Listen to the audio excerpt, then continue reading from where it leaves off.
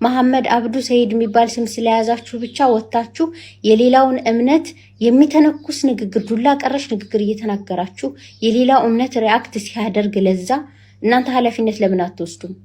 ላለፉት 6 እና 7 ወራት እኔ ከስሩኝ ይሰማችሁ ነበረ። በጣም መጥፎ ማለት ዱላ ቀረሽ ንግግር ነው የምትናገሩት። ሴንሲቲቭ ፓርት መርጣችሁ ስታስቀይሟቸው ቆይታችሁ አሁን ላይ ይሄ ሰው የተናገረውን ንግግር መጥፎ ሆኖ እንዳይታያቸው አድርጋችኋል። ይሄ እናንተ ስራ ውጤት ነው። ግን ያኔ ላለፉት 6-7 ወራት እኔ ስሰማችሁ እየታዘብኩ የነበረው ለምንድነው ህዝበ ሙስሊሙ ዝም የሚለው? ለምን ዝም አለ? ለምን አጎምጉሞ ለራሱ አውርቶ ለምን ዝም አለ? ያኔ ለምን አልተጮኸም? ከየትኛው ተቋም ነው የምትወጡት? ይሄንን እሰቡበት። አሊሞቹን በዚህ ጉዳይ ዝም ባይሉ ጥሩ ነው። ወደፊት ይሄ ነገሩ ወደ ጦርነት እንዳያመራ። ሀገሪቱ እኮ የራሷ ምስቅልቅል በጣም ብዙ ችግር አለባቸው። አሁን ይህን ጉዳይ ተጠቅመው ፖለቲከኞች ደግሞ ነገሩን አዙሮ የብሔር ጉዳይ አስይዘው ሀገሪቱን ለመበጥበጥ ቆመው ተነስተዋል። መነሻው ግን የኛ ልጆች ናችሁ። ስለዚህ ኃላፊነታችሁን ውሰዱ። ብዙ ነገር ነው የተናገረችው እህታችን በአጭር ደቂቃ ውስጥ። ጉዳዩ የቆየ መሆኑን ላለፉት 6-7 ወራት ማን እንደጀመረም በደንብ በምን አይነት ቋንቋ ሲገልጹና ሲተናከሱ እንደነበረም በደንብ አድርጋ የገለጸች ይመስለኛል። ከዛ ግን የበለጠ ህዝበ ሙስሊሙ የት ነበረ ያኔ? ለምንድን ነው ዝም የሚለው የሚል በጣም ወሳኝ ጥያቄ አንስታለች። እና እንዴት አያችሁት? ቀሲስ እየተከታተሉ ነበረ ይሄን ሁኔታ። በቤተ ክርስቲያናችን እንኳን ከባዱን ነገር ቀርቶ በገዳም በደብረ አካባቢ ቃጠል በከብቶችም ሆነ በልጆች ወይም በአዝመራ አንዳንድ ነገር ሲከሰት ካህናቱ በመቃብር ቤት ያሉት ነቅተው ያዳምጣሉ። የጸሎታቸው መነሻና መድረሻ ጠዋት ወበከመ አቀብከነ እምሰርክ እስከ ነግህ ይላሉ። ሌሊቱን ሙሉ ጠብቀህ እስከ ጠዋት ያደረስከን ይሉና ቀኑን ሙሉ ደግሞ ሲሰሙ ሲያዳምጡ ሲያዩት ያሉትን ያነሱን ወበከመ አቀብከነ እምነግ እስከ ሰርክ ብለው የቀኑን ይዘጉታል። በህብረተሰብ በሀገር ላይ በእምነት ላይ በክርስቲያኖች ላይ የሚነደውን እሳት አላይም፣ አልሰማም፣ ዘግቻለሁ፣ ዘግቼ እየጸለይኩ ነው የሚል ካለ ጸሎቱም እምነቱም አልገባውም። ስለዚህ ለጠየቀኝ ይህን ቀርቶ ምን ይሆን በሀገር የሚካሄደው? ምንድን ነው የሚካሄደው ብዬ በተቻለ መጠን ሚዲያዎችን እቃኛለሁ። ከዚያ የማገኘውን ሪፍሌክሽን ነው ወደ ጸሎት ይዤ የምቀርበው። አለበለዚያማ ሰዓተ ማልቱን ሰዓተ ሌሊቱን የጠበከን ማለት አይችልም። ይህንን የሚያደርጉ ካህናት አባቶች ደግሞ እንቅልፍ የላቸውም። ግን አንሰማም፣ አናይም፣ እኛ ዘግተን ነው የምንጸልየው የሚሉ ግን ቅዳሴውም አልገባቸውም፣ ሰዓቱም አልገባቸውም፣ ስርዓተ ምንኩስናውም ስርዓተ ገዳሙም አልገባቸውም። ለጠየቀኝ ጥያቄ መልሴ ነው ሳዳምጥ ሰንብቻለሁ። ይህች ልጅ እግዚአብሔር በተለያየ መንገድ በህዝብ ላይ ለመፈራረጃ ሰዎችን ያመጣል። ይህች ልጅ ለመፈራረጃ የመጣች ልጅ ናት። ሙስሊም ናት። በትክክል የተናገረችውን ነገር አዳምጨዋለሁ። ለንጽጽር የማይቀርብ ነገር እያለች ነው የመጣች።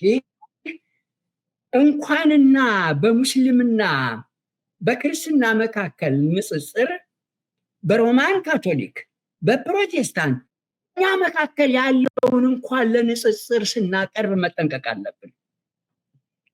ይቺ ልጅ ርቃ ነው ሄደችው። ዛሬ በሮማን ካቶሊክ ያለው ሁሉ ነገረ መለኮት ንጽጽሩን አልፎ ቤተክርስቲያናችን ውስጥ ገብቷል። ጥቁር የለበሰው ሁሉ ሳያውቀው የሮማን ካቶሊክን ነገረ መለኮት ነው የያዘው። አሁን ስለእመቤታችን ሲነገር ስሰማ የሮማን ካቶሊክ ነው፣ የኦርቶዶክስ አይደለም። ስለ ከዋክብት የሚቆጥሩ ሁሉ ያን ሁሉ አምጥተው ለእመቤታችን አስታቅፈዋታል። ያ ሁሉ ከንጽጽር የወጣ ነው። ይህን ሁሉ እያየሁ እየሰማሁ ነው። ይቺ ልጅ በተለይ የኛ ልጆች ብላ ለይታ ሲንግላውት አድርገዋለች። በተለይ የኛ ልጆች እንዴት ሙስሊሙ ህብረተሰብ እንዴት ዝም ይላል እያለች እየወቀሰች ያለችው የራሷን ህዝብ ነው። የስንት ዓመት እንደሆነ አላቅም። ስቴት ዲፓርትመንት ይሄ ይታያቸዋል። ሰላማዊ ሰልፍ ድምፃችን የሚል እንቅስቃሴ ተፈጥሮ ዲሲ ላይ ሙስሊሙ ክርስቲያን ላይ ጮኸ። ሸኮችም በአሜሪካ ምድር ያሉት ሁሉ ሁላችንም ቀሰቀሱና አብረናቸው እንድንጮህ ጮቱን ተቀላቀልን።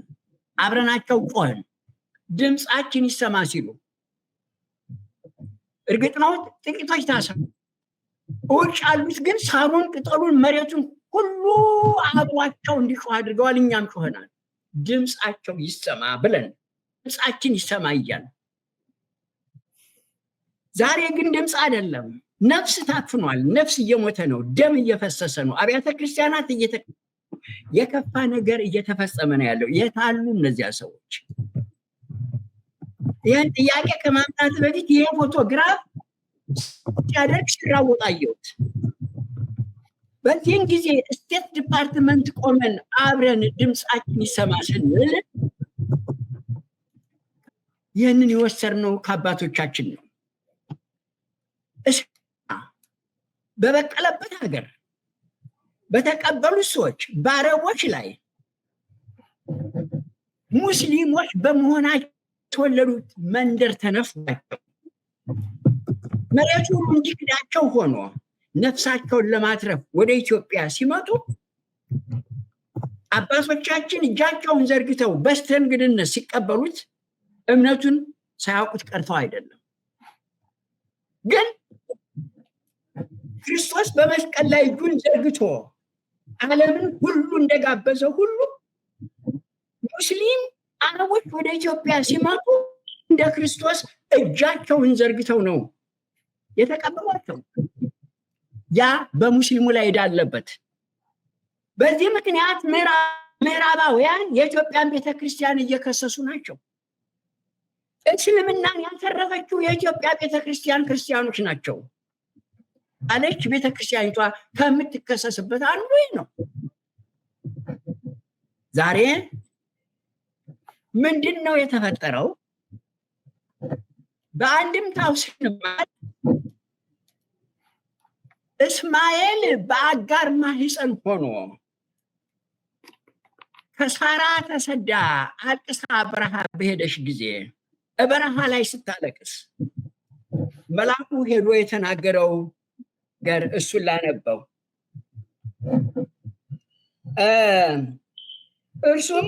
እርሷም እኔ ከመቤቴ ከሳራ የኮበለልሁ ነኝ አለች። አጋር ናት እንደዚያ የምትለው። የእግዚአብሔር መልአክም ወደ ቤትሽ ተመለሽ፣ ከእጇን በታች ሆነሽ ተገዢ አላት። እግዚአብሔር መልአክም ዘርሽን እጅግ አበዛለሁ፣ ከብዛቱም የተነሳ አይቆጠርም ይላል። ስለ እስማኤል ነው የሚናገረው። የእግዚአብሔር መልአክም አላት አንቺ ጸንሰሻል ይላታል ለአጋር፣ ወንድ ልጅንም ትወልጃለሽ፣ ስሙንም እስማኤል ብለሽ ትጠሪዋለሽ። እስማኤል ኤል የእግዚአብሔር ስም ነው። እስማ ማለት አረበኛ ሴማቲክ ነው፣ ግዕዝም ነው። እግዚአብሔር ሰማ ማለት ነው። እስማኤል ብለሽ ትጠሪዋለሽ፣ እግዚአብሔር መቸገርሽን ሰምቷልና ይልና ተመልከቱ። አሁን ከዚህ በላይ ያለውን ተመልከቱ። እሱም የምድረ በዳ የሚመስል ነው ይሆናል። እጁ በሰው ሁሉ ላይ ይሆናል፣ የሰው ሁሉ እጅ በሱ ላይ ይሆናል። ይህች ናት። አሁን እኔ እንዳየሁት እነዚህ ልጆች የቀሰቀሱት የዓለም ሁሉ እጅ በእነሱ ላይ እንዲሆን እጅ ነው የቀሰቀሱት። ተራጋጭ ነው ይለዋል እስማኤልን። ተራጋጭ እጁ አያርፍ፣ እጁ በሰው ሁሉ ሰው ይሰነዘራል፣ የዓለም ሁሉ እጅ በሱ ላይ ይሰነዘራል። እኔ ይህንን ነው ያየሁት። መጻሕፍት አይዋሹ። እንግዲህ ሙስሊሞች እነማን ናቸው? የአብርሃም ልጆች። እኛ እነማን ነን? የአብርሃም ልጆች በእምነት አጭስ የአብርሃም ልጆች። አሁን ወደኋላ ተገለጠን። ኖህ ከጥፋቱ ወደ ነበረው አረመኔ ዘመን ላይ ሙስሊሙም ወደ አረመኔ፣ ክርስቲያኑም ወደ አረመኔነት ነው የተገለበጠው። በተገለበጠ አብርሃም የተጠራው ኦሪት ባልነበረበት፣ ኖህ የተጠራው ኦሪት ባልነበረበት፣ ሁሉም መጽሐፍ በት ነው። ዛሬ ግን ጁም ኦሪቱን ይዟል፣ ክርስቲያኑም ወንጌሉን ይዟል፣ ሙስሊሙም የወጣውን ቁርአኑን ይዟል። ሁላችንም የአብርሃም ልጆች ነን ነው የምንለው። የምንለየው ከሙስሊሙ ጋራ አብርሃም ያፈጠረውን ጽድቅ በመያዛችን ነው። ተመልከቱ። አለበለዚያ ሁላችንም የአብርሃም ልጆች ነን። ያ ጽድቅ እኛ የምንለየው ከፕሮቴስታንቱም ከካቶሊኩም የምንለየው ያንን ጽድቅ በሙሴ ተውበ ኦሪት ንነሳይነ ጸጋ በዲበ ጸጋ፣ በጸጋ ላይ ጸጋ፣ በጸጋ ተጎናጸፍ። በሙሴ በኦሪት ጸጋ ተሰጠን፣ ጸጋ ሰወ ጽድቅ በኢየሱስ ክርስቶስ ሆነ ለና። ያ የኦሪቱ ጸጋ ቆመ እዚያ። በክርስቶስ የታጀበው የአብርሃም ጽድቅ፣ አብርሃም ያስቆጠረው ጽድቅ፣ ያንን ነው ክርስቶስ መጣው። ከሙስሊሙ ጋር የምንለየው ይሄንን ነው። እነሱ ግዝረቱ ላይ ተከክለው ቀርተዋል። ይሁዲዎችም ግዝረቱ ላይ ተከክለው ቀርተዋል። እኛ ግን ያስቆጠረውን ጽድቅ ነው ይዘን የመጣ ነው። እነ ጳውሎስ የሰበኩት እመቤታችን ላይ የፈሰሰ ሲያበስ ጸጋ በዲበ ጸጋ ላይ ፈሰሰ፣ እሷ ላይ ጎረፈ ክርስቶስን ስትጸንሰው። ከዚያ በኋላ ነው ቅድስት ነበረች። ያ ጸጋ በእሷ ላይ አያችሁ። ከኦሪቱ በፊት ጸጋ ነበራት እመቤታችን። ለሙሴ የነበረው ጸጋ ቤተ መቅደሱ የሞላው የነቢያት ሁሉ ጸጋ ነበር።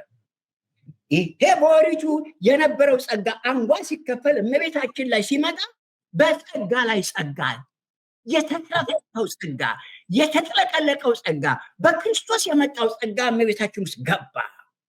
ያን ጊዜ ከንጽሕትነት ወደ ንጽሕት፣ ከቅድስትነት ወደ ቅድስተ ቅዱሳነት ተሻገረች ነው የሚለው ኦርቶዶክስ። ይሄ እንግዲህ ከሙስሊሙም ከካቶሊኩም ከፕሮቴስታንቱም የምንለይበት ይሄ ጸጋ ጽድቅ የሚለው በአብርሃም ያገኘነው ጽድቅ ነው። ይሄ ጸጋ በክርስቶስ ሲጠመቅ ይህንን ጸጋ በጽድቅ አጅቦት መጣ፣ አወጀው ጥምቀቱ ላይ ይህንን ጽድቅ። ሞትን አሸንፎ ሲነሳ በዚሁ ጽድቅ ነው ድልን ያበሰረው። ክህነታችን፣ ጥምቀታችን ሁሉ በዚህ ጽድቅ ያጀበ ነው። የተጸነሰ የተጠመቀበት በስመ አብ ወወልድ ወመንፈስ ቅዱስ ብለን እንድናጠምቅ፣ እንድናስተምር፣ እንድናቆርብ የተላክንበት። ቅዳሴውን ስንጨርስ ጸጋ ነሣኢነ ወሕይወተ ረከብነ፣ በዚህ ነው ቅዳሴውን ሁሉ የምንደመድመው። ተመልከቱ። ይህችን ጸጋ፣ ይህችን ጽድቅ በመስቀል አደባባይ ስታስተምር የኖረች ቤተክርስቲያን ዛሬ እንዳቆጥራ ፈረንጆ ሄደው መስቀል አደባባይ ላይ የሰበኩትን ስሰማ እንደገና ወደ ኋላ ተገለበጠ። በፈረንጁ አላዝንም። ኢንፎርሜሽን የሰጧቸው ሰዎች፣ ያቀበሏቸው ሰዎች ሮንግ የሆነ ኢንፎርሜሽን ፈረንጁ ሰጥተዋቸዋል።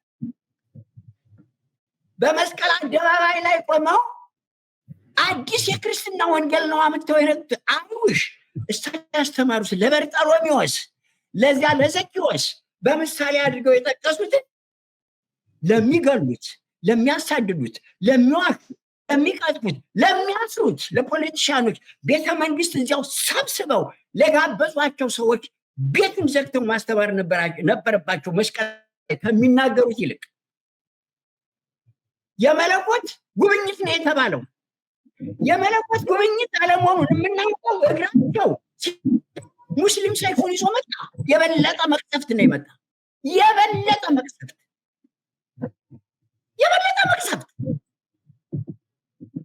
ይህም የሙስሊሙንም እንቅስቃሴ ጥቂት ልጆች ብቻ ናቸው የተቃወሙት። የሃይማኖት ድርጅት የሚባለው ከዚህ ልጅ ይቺ ልጅ የተናገረችውን አልተናገረውም። የሃይማኖቱ ድርጅት ሸክሙን በእነ እፎይ ላይ ነው። ይቺ ልጅ ግን እፎይ ነፃ አወጣቸው። እግዚአብሔር የተመሰገነ። ከቤት ነው የተጀመረው እያለች መጣች። ንጽጽር እያለች መጣች። ንጽጽር የሚለውን የባየሁበት ብታየው ይቺ ልጅ እንዴት በገለጸችው። እሳቱን መልሳ ያነደደችው እነሱ ቤት። በሃይማኖት ድርጅት ያወጀ ሰው መከራውን፣ ጭንቁን፣ ችግሩን፣ ሸክሙን ሁሉ ለእፎይ ተሸከሙ። እንግዲህ ተመልከቱ።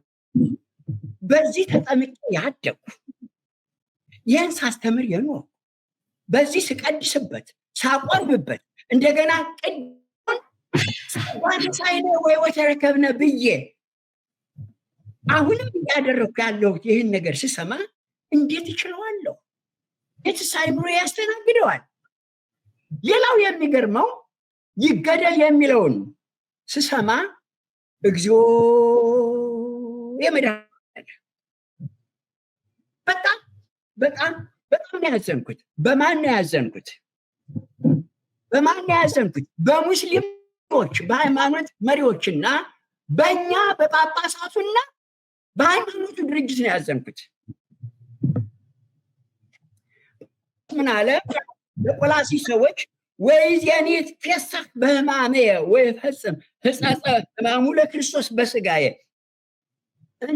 ቤተ ክርስቲያኑ ጳውሎስ ነው የተናገረው። ተረፈ መስቀሉን ከክርስቶስ የተረፈውን መከራ ለመሸከም ደስ ሲለኝ፣ በክርስቶስ ያላለቀ መከራ የለም። ክርስቶስ ሁሉን ጨርሶታል እንላለን፣ ግን የቀረ መከራ አለ። ዛሬ እኛ በየዘመን የገጠመን ችግር ሁሉ እንድንወጣው እፊታችን የቀረበ መስቀል አለ። ተረፈ መስቀሉ የምንለው ይህንን ነው። ጳውሎስ የሚለው ወይዜኒ ይትፌሳህ በሕማሜ ወይፈጽም ሕጸጸ ሕማሙ ለክርስቶስ በሥጋዬ እንተ ይእቲ ቤተ ቆላስይስ 1:24 ከክርስቶስ የተረፈውን መከራና ችግር በሰውነቴ ለመጨረስ እደሰታለሁ አለ። ዛሬ ድነናል፣ ሁላችንም ድነናል። እንዳን እንጂ በየዘመናችን የምንሸከመው መስቀል አለ። ያ መስቀል የመጣው መስቀል ነው። እፎይ ላይ የታወጀው መስቀል ነው።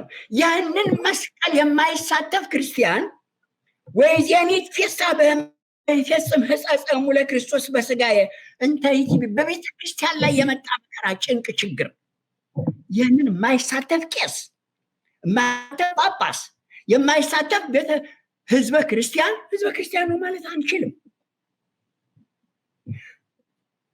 እፎይ የከመው ሰውነት የክርስቶስ የተዋህደው ሰውነት ነው። የእፎይ አካል አይደለም።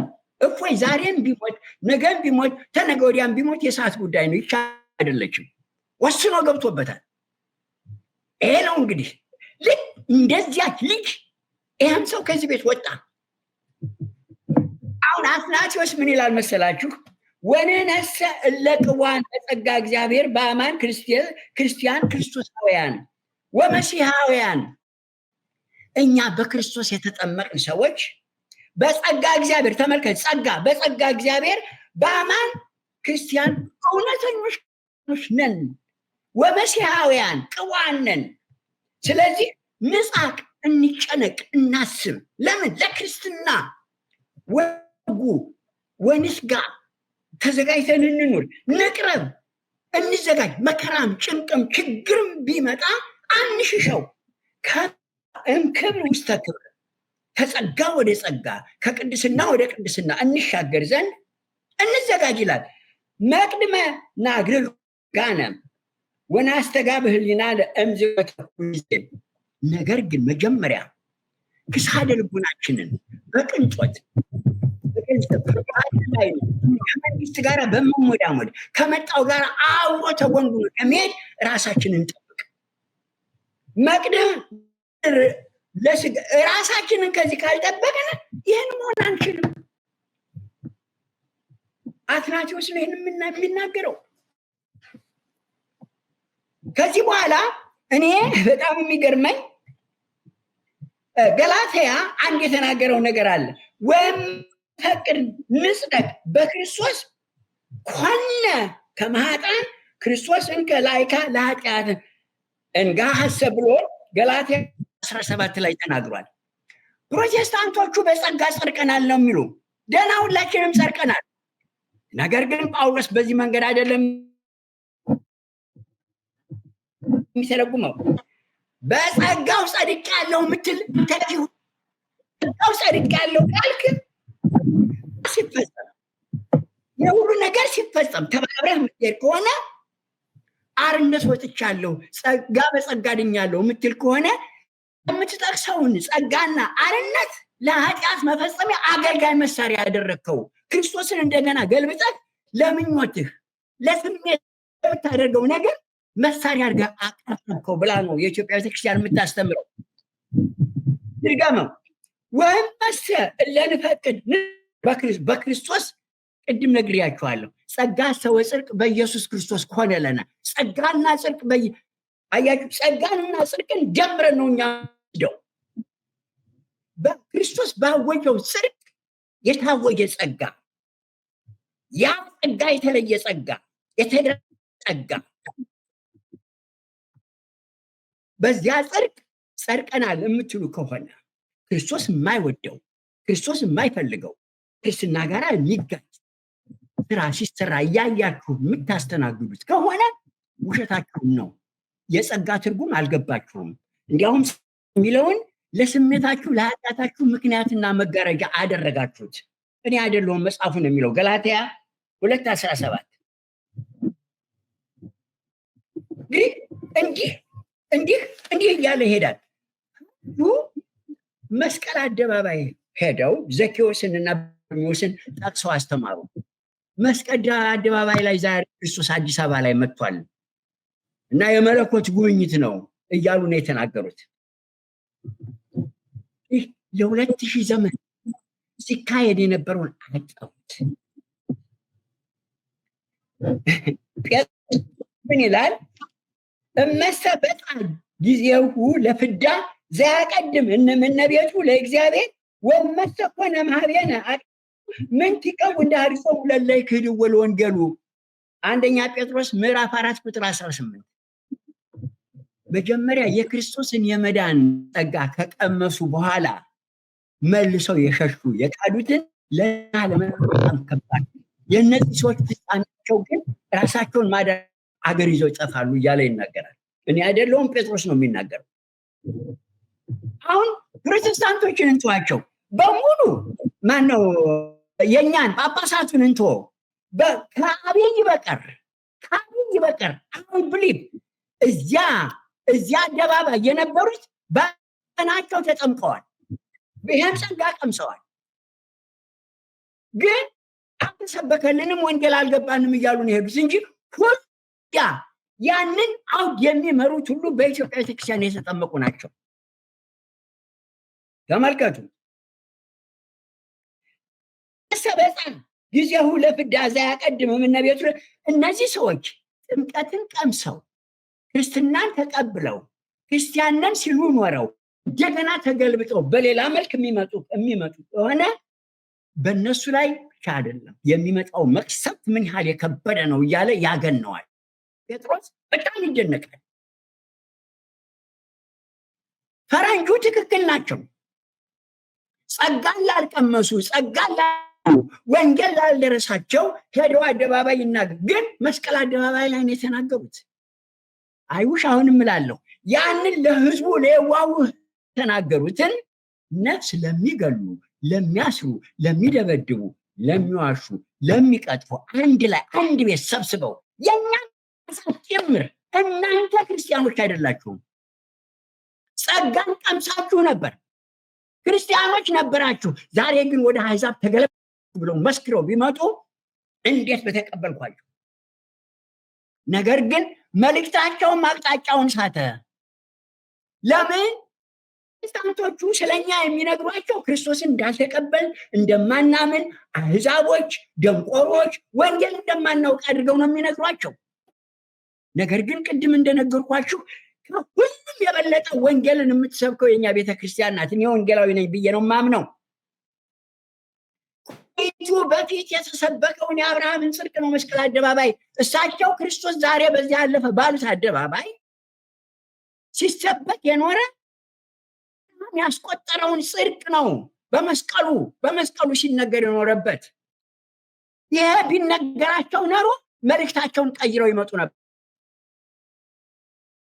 ደግሞ የእሳቸውን አመጣጥ መለኮታዊ ጉብኝት ማለታቸውም ስህተት ነው። እሳቸው ሮቢሲ ናቸው። አለመሆኑ የሚታወቅ ናቸው። ሲነገር ሰይፍ መጣ። እንደገና ደግሞ ይሄ ሰይፍ ምን አይነት እውሮች እንደሆኑ የሚታየው የእፎይ ደም በመርፌ ሰውነቱ ተወቅቶ በመርፌዋ ጭንቅላት የምትለው የእፎይ ደም እዚያ ሄዶ የሰበከው የፈረንጅ ሁሉ ደም ነው። በክርስቶስ የተጠመቀ ክርስቶሳዊ ነን የሚሉት ሁሉ ደም ነው። የኦርቶዶክስ ብቻ አይደለም። ከዚህ ሁሉ ጋር እየተጋጩ ናቸው። አልገባቸውም። እነዚህ ሰዎች ማነው አለው የእስማኤል እጅ ሁሉ ይነካል፣ ዓለምን በሱ ላይ ይረባረባል፣ እሱም ዓለምን ይቀሰቅሳል እየተፈጸመ ይመስለኛል። እነዚህ አሁን በሙስሊሙ ሳይድ ሆነው የሚናገሩት ተዘልሎ መጣውን ሁሉ የሚቀሰቅስ ነገር ነው። በዓለም ያለውን ሁሉ ክርስቲያን የሚቀሰቅስ ነገር ነው በእነሱ ላይ። የእፎይ ደም የእኔ የአስተራየ ደም ብቻ አይደለም፣ የዮሴፍ ደም ብቻ አይደለም፣ የፋንታውን ደም ብቻ አይደለም። በዓለም የተጠመቀው ሁሉ ህዝበ ክርስቲያን ደም ነው። ያ ደም ቢፈስ በኢትዮጵያ ያለውን ሙስሊም በዓለም አደባባይ ያስፈርድበታል። ሙስሊሙን አደባባይ ላይ የዋጡት ነው። አባቶቻችን እጃቸውን ዘርግተው ፒስፉል የሆነውን ተሰዶ የመጣውን ሙስሊም እያስከሰሱት እያጋለጡት ነው በዓለም ላይ። እፎይን ቢገሉት በእነሱ ላይ ሸክም ነው የሚመጣው። እፎይ ዛሬ የሚሞተውን ነገ የሚሞተውን ነው የሚሞተው። በእነሱ ላይ ግን የዓለምን ሁሉ እጅ እየጋበዙ ናቸው። ተሳስተዋል። ኦሪቱን ያነቡት ዘፍጥረት ምዕራፍ 16 ከቁጥር 7 እስከ መጨረሻ ያለው የእስማኤል ልጆች ከሆኑ ለእስማኤል የሰጠው ካራክተር አለ። ተራጋጭ ይለዋል። እጁ በዓለም ሁሉ ላይ የዓለም ሁሉ እጅ በሱ ላይ እንግዲህ ነው መጽሐፉ ነው የሚለው። እኔ ይህንን ነው የማየው። ግን አንድ ያየሁትን ነገር ልላችሁ። የዛሬ 6 ዓመት ኢትዮጵያ በሄድኩ ጊዜ አያ ገብረ ዮሐንስን አስታውሳለሁ። ጓደኛዬ ነበር። ብዙ አሳልፈናል። ነበሩ ከሚባሉት የቤተ ክርስቲያን ሰዎች አንዱ ነው። አምና በየካቲት በመኪና አደጋ ሞተ። የሄድኩ ጊዜ ከተቀበሉኝ አንዱ አያ ገብረ ዮሐንስ ናቸው። ጡረታ ወጥቷል። የትግራይ ሰው ነው። ቤተ ክህነት እዚያ አካባቢ ኦፊስ ሰጥታው መጽሐፍ ያሳትማል። ከዕለታት አንድ ቀን የቆየሁበት ግንፍሌ ነው እና ያረፍኩበት ቤት ከግንፍሌ ነው። ውረድ መኩሪያ የእሳቸው ግቢ በአጥር የተያዘ ነው። ያ ቤት ልጆቻቸው ለአንድ ሙስሊም ሸጠውታል። አረፍኩበት ቤት ሌሊት የድሮ ዘፈን፣ የጎጃም ዘፈን፣ የጎንደር ዘፈን፣ የመርሃ ቤት ዘፈን፣ ያን ዘፈን እሰማለሁ። የድሮ ዘፈን እና ተሰማኝ። እዚህ ቡና ቤት አለ ወይስ ሰርግ ነው ብዬ ጠየቁ። አየለም ዝም ብለህ ተኛ ቀሲስ፣ እዚህ የሚሰሩ ልጆች አሉ ዝም ብለህ ተኛ ይሉኛል። ግን መተኛት አልቻልኩም። እንግዲህ ተመልከቱ፣ ከስንት ዓመት በኋላ ነው እኔ ወደ ኢትዮጵያ ሄድኩት። እዚያ ሲሄድ ልጅ ሆኜ ስሰማ ነበረ ሙዚቃ። ቅድም አንተ በበገናው ያቀረብከው ሙዚቃ ስሜቴን እንደቀሰቀሰው እና ያን ትዝታ ሁሉ እንዳመጣብኝ ያ ዘፈን ልጅ ሆኜ ሲዘፈን የእነ አበበ ተሰማ የእነ አሰፋ አባተ የእነሱ ሁሉ ዘፈን ነው ይዘፈን የነበረው። በካሴት ነው የሚያዘፍኑት ሌሊት። እንዲህ መንፈሴን ሁሉ ቀሰቀሰው። እስኪ ነጋ ድረስ ቸኮልኩ። ነጋና ቤተ ክህነት ቀጠሮ ስለነበረኝ ወደ ቤተ ክህነት በፊት በቃ ጎራ አልኩኝ። ልጆች ወዳሉበት ህንፃ ወደ 20 ልጆች ናቸው። ከ20 ዓመት በታች ከ12 ከ13 ዓመት በላይ ያሉ ናቸው። እዚህ መካከል ያሉ ናቸው። በአንገታቸው ሁሉ መስቀል አድርገዋል እና ቢዚ ናቸው። አንዱ ድንጋይ ያቀብላል በባሬላ፣ በቃ ቢዚ ናቸው። ሌላው ደግሞ በበርሜል ስጋ ጥደው ስጋው ይንፈቀፈቃል። በጎች ፍየሎች ተገጠው ቆዳቸው ህንፃው ጥቅ ተካምሯል እና ቢዚ ናቸው። ግን ድንጋይ አንጥሮ እግራቸውን ነካ ሲያደርገው አንዱ ያለ ይላል፣ አንዱ የሚካኤል ያለ፣ አንዱ የመቤቴ ይላል። አየሁና ከየት ነው የመጣችሁ? አንዱን ጠየቁት። ከዚህ ብሎ ከላስታ ከጎጃም ከጎንደር ከምዕራቤቴ ከዚያ ብሎ ከዚሁ ከአማሮ አካባቢ ነው የመጡት። ማን አመጣችሁ ስላቸው አንድ መሐመድ የሚባል ያመጣን ከያገሩ አሉ። እቸኩል ስለነበረ ይሄን ከሰማ በኋላ በሉ ደህና ሁኑ ብዬ በኪሴ ያለች ትንሽ ፍራንክ ሻይ ጠጡበት ጥያቸው ሄድኩና ማታ ተመለስኩ። ስመለስ እኔ ቅኔ ተማሪ ነኝ። በየሄድኩበት በየደረስኩበት አይምሮዬን ማኳሸት ነው የምፈልገው እና በጣም ገረመኝና ተመልሼ ማታ ሄድኩኝ። ይምጡ ይብሉ መካየትን የመጡ ምናምን አሉኝ። አብይ ጾም ነበር። የለም እኔ ጾማለሁ ስጋም አልበላም አልኳቸው እና ጠየኳቸው። እንዴት መጣችሁ ስላቸው ቅድም እንደነገርኳቸው አንድ ሰው ራይቶ ከየባላገሩ አምጥቶናል አሉ። እኛ ብቻ አይደለንም፣ በየቀበሌው ከባላገር የመጡ ልጆች አሉ። በዚህ ህንፃ እንሰራለን አሉ። ምንድነው እድል ፈንታችሁ ስላቸው ወደ ሀገራችን እንመለሳለን። ወደ ሀገራችሁ ስትመለሱ ምንድነው የምታደርጉት? ይህ ሰውዬ መግዣ ይሰጠናል። ሀገራችን ሄደን እናርሳለን፣ በጎድን ደግሞ መስጊድ እንሰራለን አሉ። እንዲህ እናንተ ክርስቲያኖች ናችሁ፣ ጌታችሁ ላይ አድርጋችኋል፣ እንዴት ነው መስጊድ የምትሰሩ ስላቸው አይ እኛ ገብተን አናመልክበትም፣ ግን ለሚያመልኩ ሰዎች እንሰራለን አሉ። ደነገጥኩ። ይህን በበነጋው ተመልሼ አያ ገብረ ዮሐንስ ጋር ሄድኩ። ተመልከቱ ያለው ጣጣ። እኔ ይችሊ ስሰማ እፎይን ስሰማ አልገረመኝም። ሄድኩና አያ ገብረ ዮሐንስ ይሄን ነገር አየሁኝ፣ እንዴት ነው እነዚህ ልጆች እንደዚህ ብዬ ስነግረው አይቀሲስ ጉዳይ ለቃ የለውም። ለካን አያ ገብረ ዮሐንስ ከየቀበሌው አጥንቶ ይህን ነገር ሰዎችን እየሰበሰበ ቤተ ክህነት ያነጋግራል። ኧረ ምን እናድርግ፣ ኧረ ተወረናል፣ ኧረ ችግር ገጠመን እያለ ለአቡነ ማትያስ ያቀርባል፣ ለሲኖዶሱ ያቀርባል። ማን ይስማው? ቀሲስ ቆየኝ ነገና አለኝ። በበነጋው ሲሄድ ወደ 10 ሰዎች የራሱ ከተለያየ ቤተክርስቲያን ይህን ስናገር ዛሬ ያልሞቱ ሰዎች አያ ገብረ ዮሐንስ ባለፈው ዓመት አርፏል በመኪና አደጋ። ከሱ ጋር የነበሩት ግን የምለውን ይሰሙኛል። እነሱን ጠራቸው። ቤተ ክህነት መጡ። ቀሲስ ይህንን አይተን አዝነን ለእነ አቡነ ማትያስ ለሲኖግረን ዝም ብለው የተውት ነገር ነው። እኛ ተስፋ ቆርጠናል። ዛሬ አንተ ከአሜሪካ መጥተህ ስለሰማው ነው እንጂ እኛ በሲኖዶስ ነው እንደው የሚያስወረን። ነግረን ጨርሰናል። አሁን እንግዲህ ዮሴፍ ይህን ሰምተዋል ላልከኝ ነው። እኔ ያሚጃት ልክ የመጣሁት ይህንን ነው። እዚህም ደግሞ ድምፃችን ይሰማ ሲባል የአባቶቻችን የታሪክ ትዝታ ይቼ አብሬ ተሰልፌያለሁ። የጨለማ ዘመን ሲመጣ፣ የመከራ ዘመን ሲመጣ ድምፃችን ይሰማ እያልን አብረን የጮህናቸው ሁሉ ሰዎች የት ደረሱ? እነዚህስ ጳጳሳት የእኛ ጳጳሳት በዚህ ዘመን እንዲያው ቆቡን አድርገው መስቀሉን አድርገው ቤተክርስቲያኑ ሲታዩ አያፍሩም? አያሳፍራቸውም? እንዲያው ለመሆኑ ንሕነሰ ነሣኢነ ጸጋ በዲበ ጸጋ ወጽድቅ በኢየሱስ ክርስቶስ ኮነ ለነ የሚለውን ወንጌሉን ያውቁታል? እኔ ጭንቄ ይሄ ነው። የሚያስም እየጠየቁ ነው። ሁሉንም እየጠየቅኩ ነው ያለሁት።